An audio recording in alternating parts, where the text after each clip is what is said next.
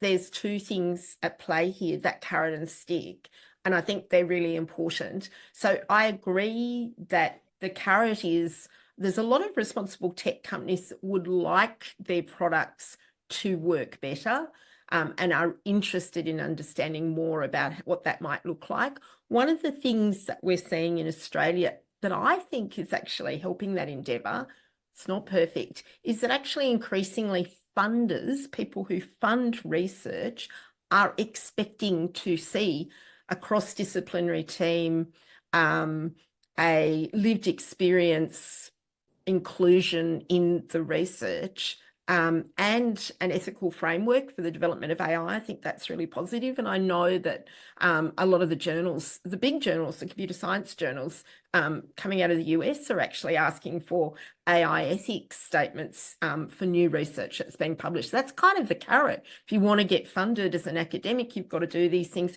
If you want to have trustworthy products as a developer or deployer, you need to have engaged with these conversations. I guess the stick, and I'm a lawyer, so I like sticks actually.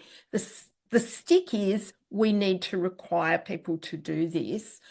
I think that we're letting people off too lightly when we say it's not deliberate. It's actually called patriarchy, which means, yeah, maybe it's not deliberate, but patriarchy is the system, and it doesn't have to justify its existence, it just is. And in that sense, neglecting the effect of patriarchy on the outputs of AI is entirely deliberate.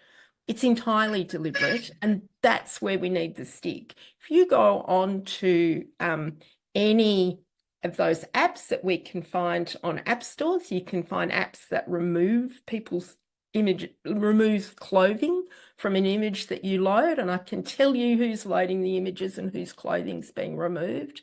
Most of the sort of fun change your face apps take the color out of people with darker skin when it gives them their avatar. They make people white. Tech companies have a lot more capacity technology-wise to combat deep fakes. And who is most, if we talk about intimate image abuse, deepfake intimate image abuse, it's Korean female pop stars that are most at risk of intimate image abuse. So I'd actually say we need the stick as well as the carrot. And the stick is the law.